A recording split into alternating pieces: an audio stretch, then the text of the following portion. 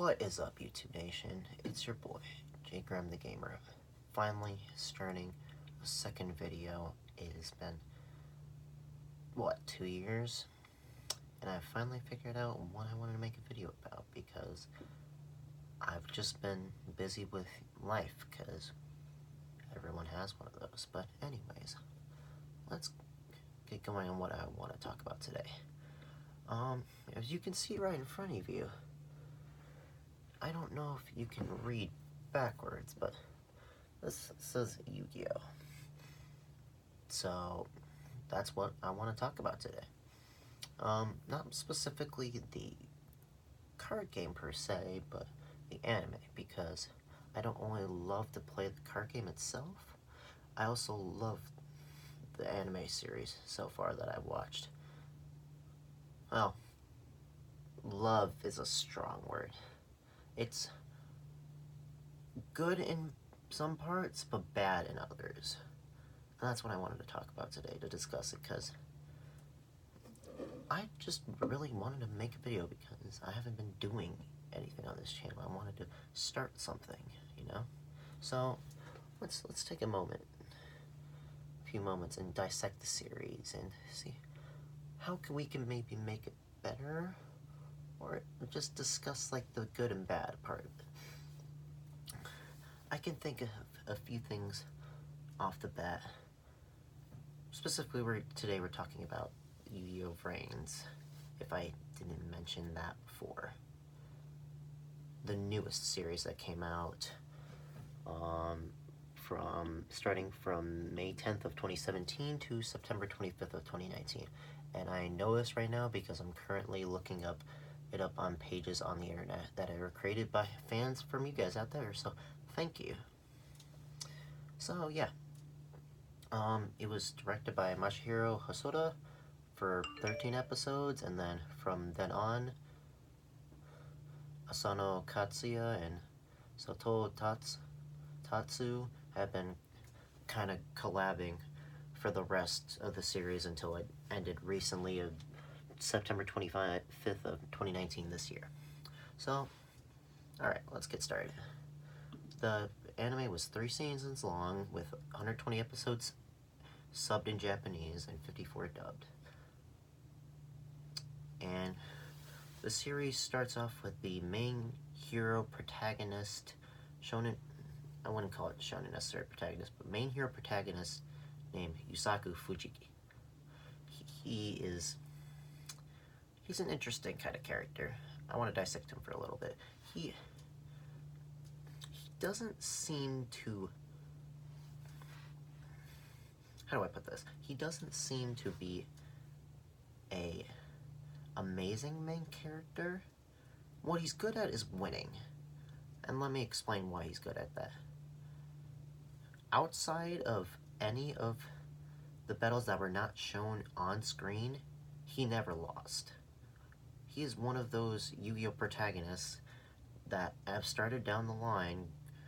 A lot of main hero protagonists, that is one problem that I have with the show, is that they kind of win too much, and that's kind of a problem. Like, it's not a problem in some aspects, but it is in others. Specifically, Yusaku is only shown that he's lost in his flashbacks.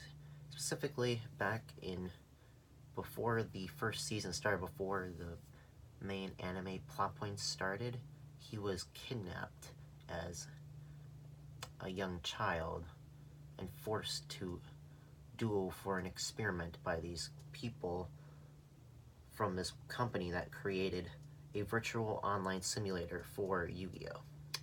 If that makes any sense.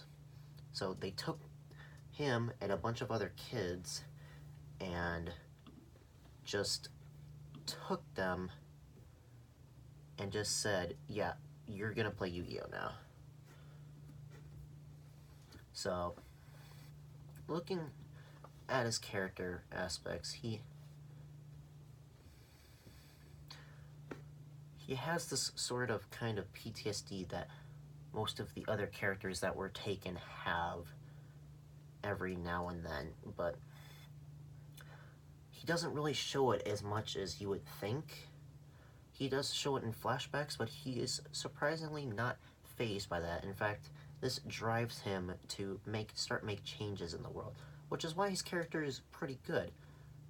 But also, it just doesn't make any sense in some aspects, because it's like, we know you want to make a difference in the world, and that you've tried to or counteract these people that did this to you, but these people were called the Knights of Hanoi, by the way.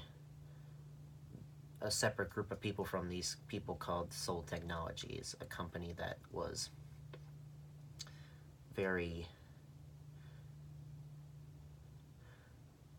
good in some aspects, very bad in others.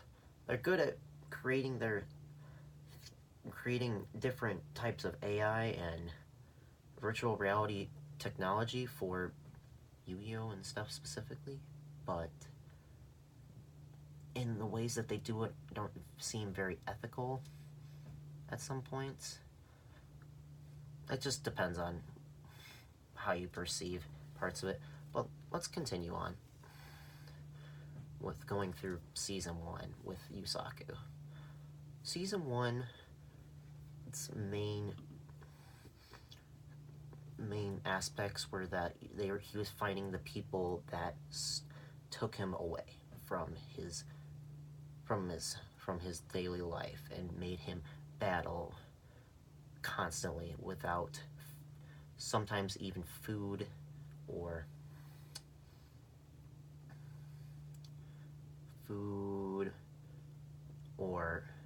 water, depending on if he won or lost. If he lost, he didn't get food. If he won, he got his food and water. So it was either win or go starving.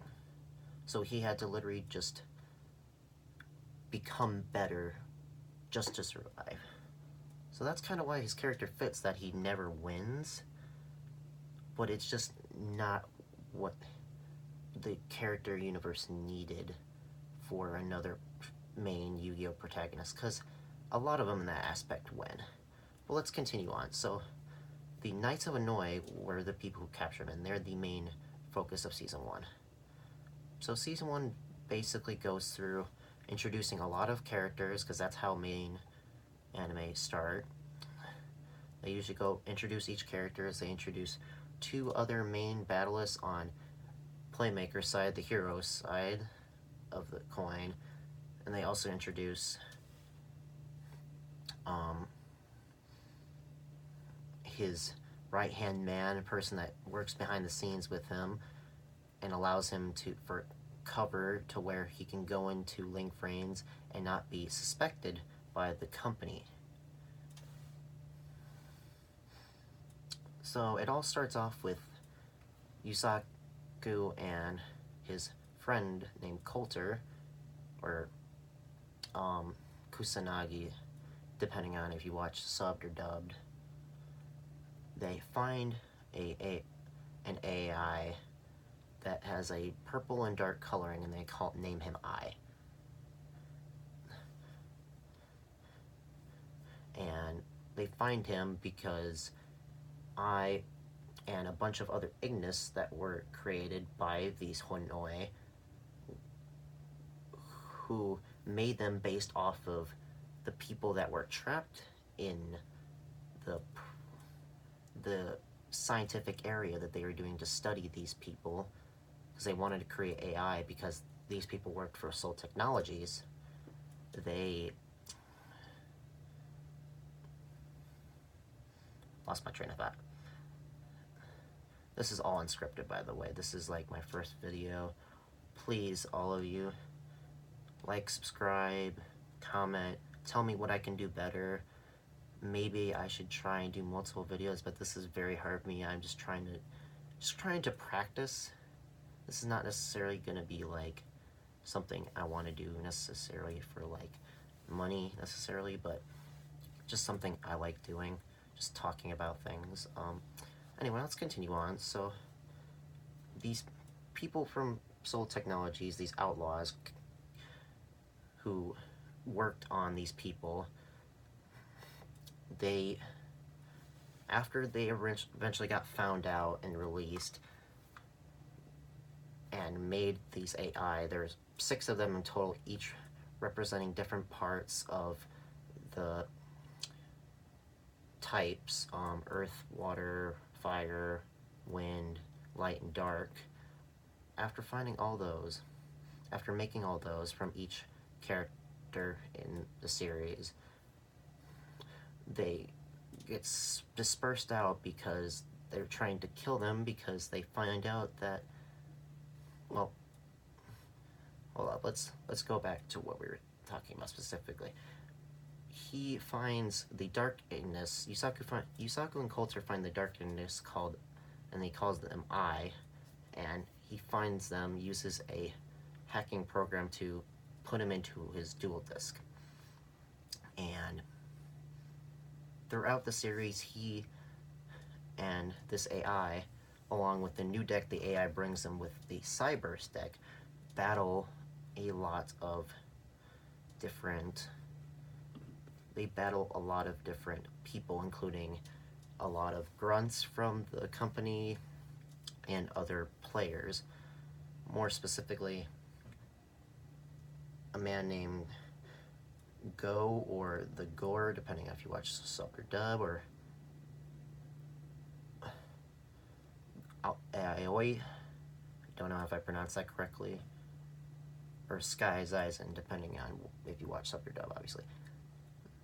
Sorry for repeating myself. Anyway, in the first few episodes, they introduced them in succession: the Knights of Hanoi, Go, and Aoi. And specifically, Season 1 wasn't that bad when it comes to pacing. Like, it started off pretty well in terms of pacing. Like, everything was going good. The plot that was... Also, by the way, I forgot to mention, I apologize, but obviously, spoilers incoming, and obviously previous spoilers will be in there, so please, if you haven't watched the show yet, go watch it. Sorry for not saying this at the beginning. I haven't tried to make a video in a while. I apologize, but let's continue. So in subsequent episodes, he battles the Knights of Hanoi, Go, and Aoi, and in each of them, he wins all of them pretty convincingly. But the thing about these battles are, they're not necessarily that he wins them convincingly.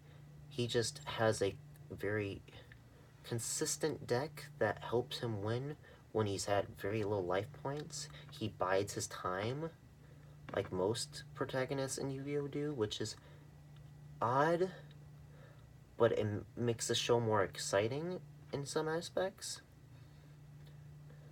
because it builds like a tense moment that you think the main protagonist is going to lose or whatever,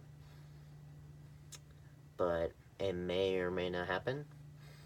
You don't know, but in this case you do know technically, which is one of the things that they could have changed within this season and a lot of the other seasons, is that they could have made him lose a lot more. Like, he didn't need to win every single battle.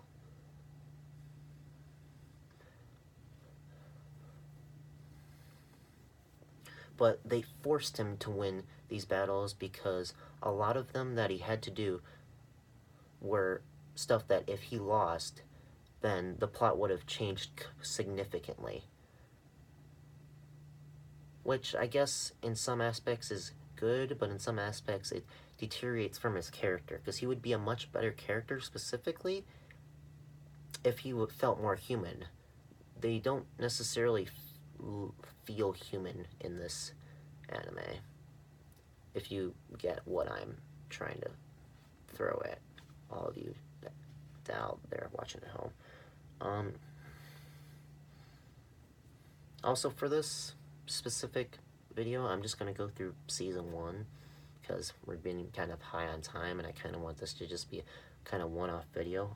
I'll try and make the second video more about each Season 2 and 3.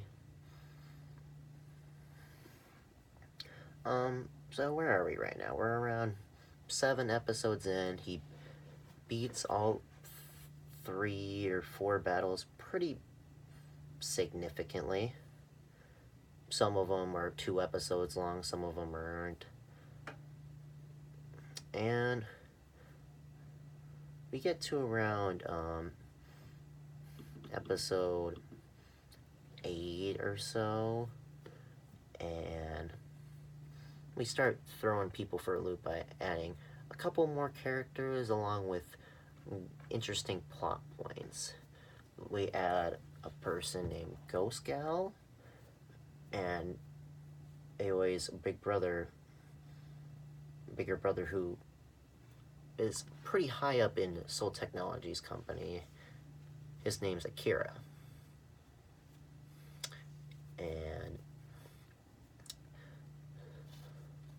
due to Playmaker's actions in VRAINS, and the cause of events that happened with his final battle with Sky, he has to literally he makes an enemy without actually supposed to be making an enemy with Soul Technologies, because he battles the younger sister, Aoi, but before that happened, the Knights of Hanoi decided to implant a specific card on her that caused her to change, like, the psychology of her brain to make her evil, basically, by force, before she entered the battle. So Playmaker was forced into a situation that I have to battle her or she gets turned to the enemy side, basically. So he battles her. She activates the cursed card in her deck. She faints, and he has to end the duel quickly and save her before she falls off her board, because a lot of the duels they like to play in there aren't like main duels. They're like duels with like shorter rules. Like in Yu-Gi-Oh, you play with, in the anime, you play with 4,000 life points instead of 8,000 to make the duel shorter, and you also play with a smaller field. And so he subsequently beats her, and yeah, main character subsequently beats AOA. She falls off her board, he catches her, and, excuse me, let me have a drink for a moment. Drinking Mountain Dew, highly recommend. He subsequently beats her and goes, and AI has the power, after he beats her, AI has the power to suck the data from, and just basically destroy and eat the data from that specific virus. Because what they implanted, the Knights of Hanoi implanted, was a virus. So, after finding where the virus comes from,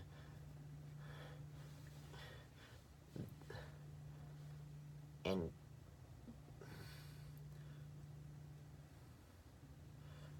after finding where the virus comes from, which obviously was from the Knights of Hanoi, they kind of are thrown for a loop. So the anime just decides to throw them a bone and be like, oh, I see a random Blue Angel, but wait, Blue Angel is unconscious and in the hospital because she fell unconscious and didn't wake up even after the virus was eaten from her, from AI. And we're like, who could this be? Even though the anime already showed you that it was another character that is playing them. And she and Zaizen, Ghost Gal, is disguising herself as as Aoi. So she disguises herself, lures them into a trap to where Zaizen, eventually when he shows up out of the blue, like it's a whole like surprise when it's really not. And he subsequently starts to choke Playmaker because he believes that he's the one that did it, which is fair because he didn't see the Knights of Hanoi implant anything, but he's also making assumptions, which is fine because that's what you're supposed to do. You're human. You make assumptions. You try and figure out stuff when you're under stress. But he also wasn't thinking about the Knights of Hanoi because he instantly thought whoever was doing had direct part in this, and he didn't listen to anything that Playmaker had to say, which is one of the main gripes I have with some characters in anime, but it's not what really... Season 1 wasn't really much I had with the problem with. I'm just trying to dissect it to see what could have been done better. Maybe they could have done something to where Playmaker wasn't forcefully tortured by him for a solid couple of minutes to get information out of him that wasn't going to come, because that could have saved some time and pacing a little bit, but it was for dramatic effect because then the main enemy protagonist named Revolver, who is the head of the Knights of Hanoi, basically, underneath his father who did the research, or Revolver or Varys, depending on if you watch dub or sub. Said that way too many times, but anyway, let me continue. Depending on whether you watch both, he shows up and says, yeah, I have the cure to Sky Zaizen's virus, but I want to battle Playmaker, because Playmaker has been messing up with my plans for a long time, because Playmaker has been doing this for quite a while before the series even started. So he, after arguing with them for what it seems like a couple of minutes, Kira, knowing that Playmaker has his sister's life in the palm of his hands, he just proceeds to release him and give him a chance to prove himself, which he does, and that's great character development. I appreciate that in the series. Again, I don't feel that there's much to change about the series in Season 1, because Season 1, in my opinion, was done very well. But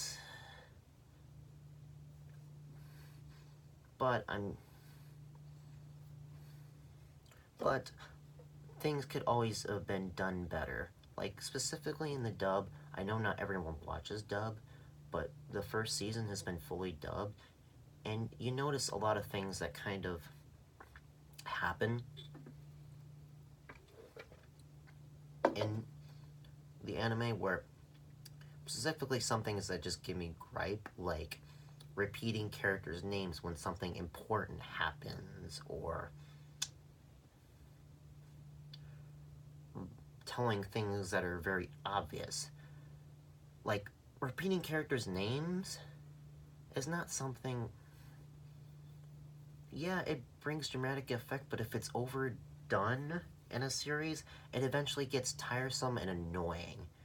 And it's not a good way to show emotion in a character.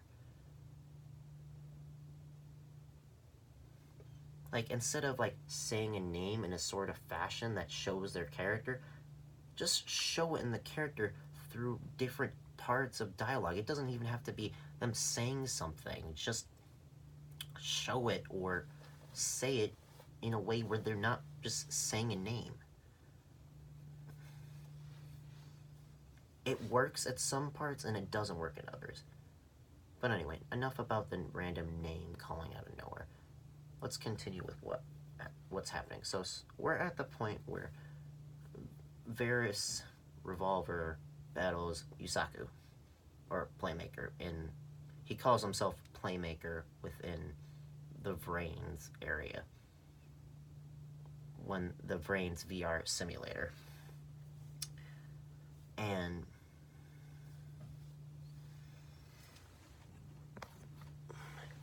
Sorry, that was random. Something just popped up on something. I had to go get that. But anyways, let me continue. He proceeds to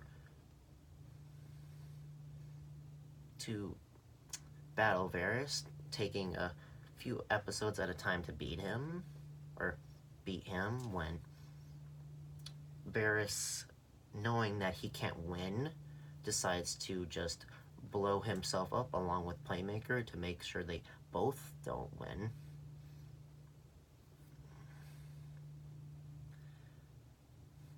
So after they both lose they both don't win, they tie.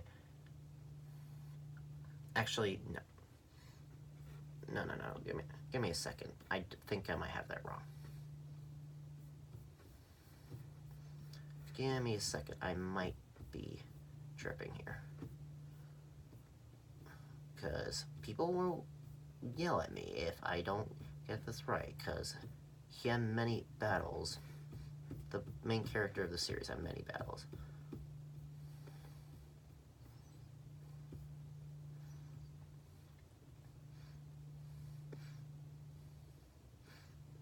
Okay, I was correct. He drawed. Which is what I would think happens. Yeah, he proceeds to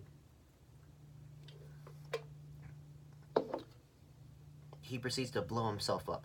So then they have another battle on a bigger stage, on a bigger field, for another couple of episodes, in which he subsequently wins, and he finally, after a long wait of time, while Sky or Oi is in a coma. I'm just gonna probably use the names that they're used in the dub to make things easier. Sorry if you respect the sub more. I respect it too. He proceeds to... Sorry about that. Notifications are a pain. He gets it and comes back and gives the virus to... and proceeds to just help heal them. So along that route, eventually stuff happens. After that kind of arc, stuff happens to a point where Playmaker is basically out as an enemy, and he has to beat a lot of other people to either get information or just, like, not have to give up his Ignis, because everyone wants his Ignis in his dual disc, but he obviously doesn't want to give it away because it's valuable, and he wants to keep it for himself because he's kind of a bit materialistic when it comes to possessions. He likes what he owns, and what he's found he believes is his.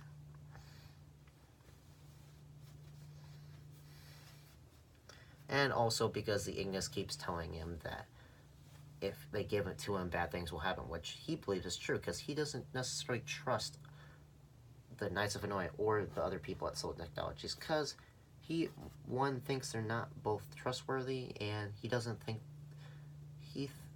with his main character mindset, thinks, I'm the only one that can protect him. Me and Coulter and I. So after subsequently beating lots of people to get information, the Knights of Hanoi decide to play their hand again, and while he's collecting information about them, they proceed to finish their project they've been working on, called the Tower of Hanoi, fitting name for their organization since they both have Hanoi in their name, that basically has the effect of, I'm just gonna shut down all the link brains and kill all the avatars inside it. Not the people, well, the avatars, which in turn will just make everyone go into a coma because they won't be logged out. They'll just be stuck there in nothingness, which essentially makes them dead, basically, because they'll be forever asleep in their virtual world. So, subsequently, he is forced to team up with Sky and Gore, whatever you call him, whatever you want to call him, and has to subsequently beat them, all of the Knights of Noi that are underneath Revolver, to find Revolver, because Revolver is obviously the last little point you have to get to the top of the Tower of Hanoi and battle him for the right to either use it or get rid of it, because that's how it's going to work. It's obvious. That's obvious world building. It's obvious an obvious train of motion with the plot. Nothing seems to be thrown at you in a way where it doesn't feel like it makes sense. Like, he battles people, he gets information, or he gets to keep his Ignis. Like, all his battles have a purpose in them. And most of the battles that people have in the anime have purpose to them. One of the gripes that I have kind of with this season, and many of the seasons in general, or should I say another gripe, or a complaint, I'd say, is maybe that Playmaker was playing a little bit too much. I know, right? Ironic. The person who is supposed to make plays is playing a bit too much, but if you're trying to showcase off, like, your decks, because this is basically like showcasing off the trading cards, right? If you're trying to showcase stuff, why only showcase the Cyber's deck? Why not showcase his normal Cyber's deck? Why don't you showcase off all the other decks that are around him more? Yeah, they're all facing him, but show off different decks against different opponents. I feel like he battles a bit too much, which in one aspect is fine because it's familiarity and people like familiarity, but in other aspects it's just gets kind of stale. It's not how people want things to go in an anime. They don't want things to stay the same. They want change. Sure, he's battling another person, but he's going by the same routes, just using different cards to get his win, or to get a draw. Because he doesn't ever technically lose. Like I said this before, he does not lose. He loses 3 times in flashbacks, and he has 3 draws, one of which in this season, 2 of which in this season are against Revolver, which goes to show how great of a duelist Revolver is, because he is the only one that can match him, because he's also one of the main, like, people that are just really good at battling, because he's underneath Dr. Kogami, the guy who created the Ignis.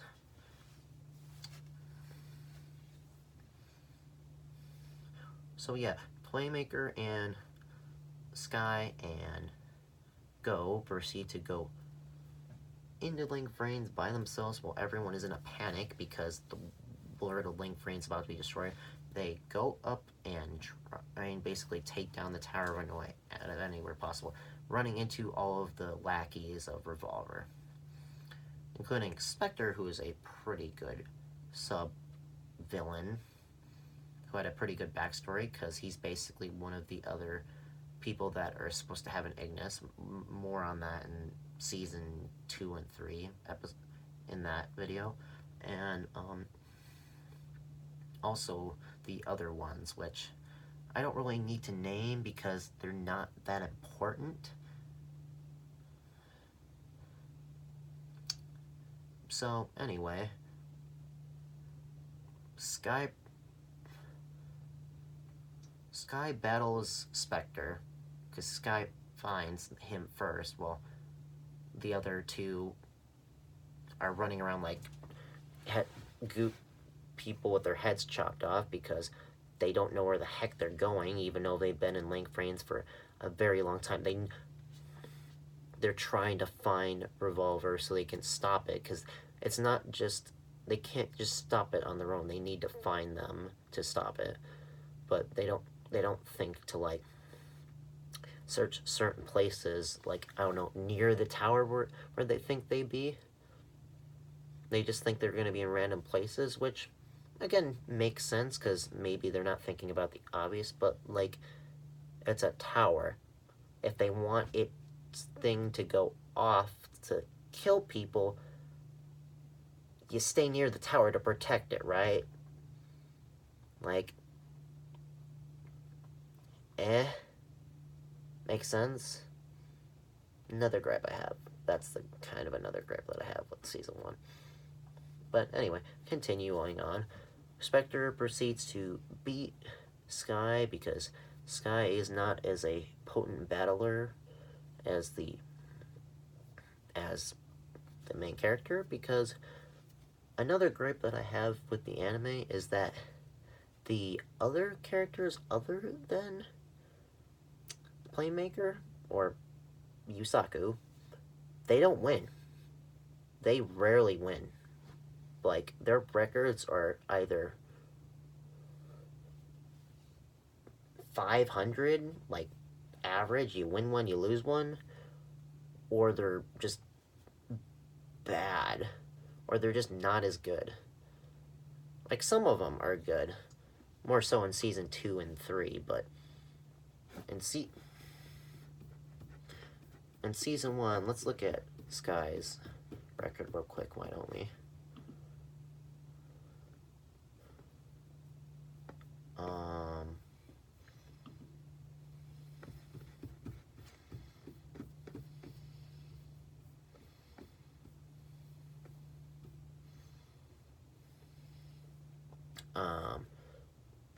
So in Season 1, she has 3 wins and 2 losses, which, not gonna lie, is pretty good.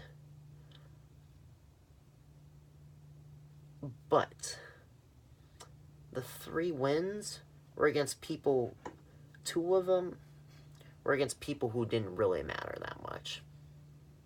Like, she could have probably, she didn't matter if she won the first one that she got. The second one didn't really matter, because if she lost, Playmaker, who was doing another thing beside her, would have just dueled that instead and probably would have won anyway, so that didn't really matter as much. It just saved Playmaker time. And the third win that she got is one that actually mattered. And then she lost to, obviously, the main character, because the main character is supposed to beat the subsequent characters, because they're not supposed to be more powerful, I guess, because they only played them once, and if she beat the main character, it wouldn't make sense unless they changed how, if he grew from that perspective. But then she, after winning twice and continuing to grow, she subsequently loses to in the series to the one person that she needs to beat, which is good on narrative perspective, but bad when it comes to developing a character perspective. So it kind of clashes together. And maybe they could have changed it to where she won, but maybe she battled somebody else and lost. Same thing with the Gore. His record was not much better. Maybe a bit better. Let's look real quick. Let's see here. Yeah, no, he was even worse at 2 and 2. But it made sense narrative-wise, because you wanted Playmaker to do both the lackey, because Spectre is actually a potent battler, because he was also one of the children that was captured in that, with those 6 Ignis that were created. He also was supposed to have one, but hasn't found it yet. He battles Playmaker because they're kind of on equal terms. Playmaker subsequently wins because he has to, because there's even more stakes on it after, apparently, after beating the sister, he proceeds to capture the older brother of Scott, because he's just to make Playmaker kind of pissed off and play and stall so the thing can go off, which makes sense in narrative perspectively, but it also just, they set up his character in a way where it works pretty well. It makes him kind of insane, but it's just, I don't know if it's something they should have gone for, because his deck was already stalling in general. It's just that his stall kind of didn't last as long as possible, when he could have just stalled with another way and made him maybe even more crazy by maybe making him just literally attacking him physically or something to make him, force him not to battle, just to basically force him to surrender or whatever. But who knows? He was kind of scrawny, so I guess that makes sense why he did it. But again, I'm just talking about it. I'm not necessarily, I shouldn't necessarily say I'm analyzing stuff. I'm just like, I just want to share with you like the plot points to see if you want to watch it, or you kind of just want to go about your business, because I don't know. Who knows if people want to watch something unless you watch it. Just try it. Give it the 3-episode try. I say the 3-episode try because first episode is the character building, second episode is world building, and third episode is where you usually start to get the plot. Usually. Some anime are different,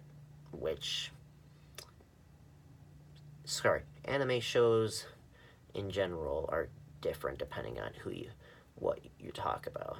Some people are like, give it an episode try. I say 3.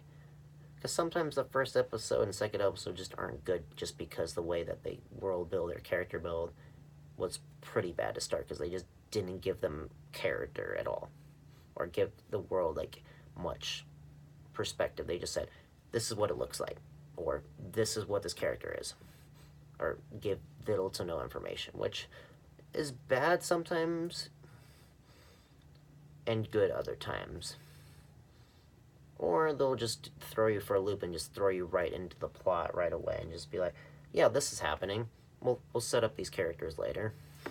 But anyways, back to finishing up Season 1 of VRAINS. Sky proceeds to lose. Playmaker has to win and beat Spectre. Then the Gore battles Varys. He finds Varys first.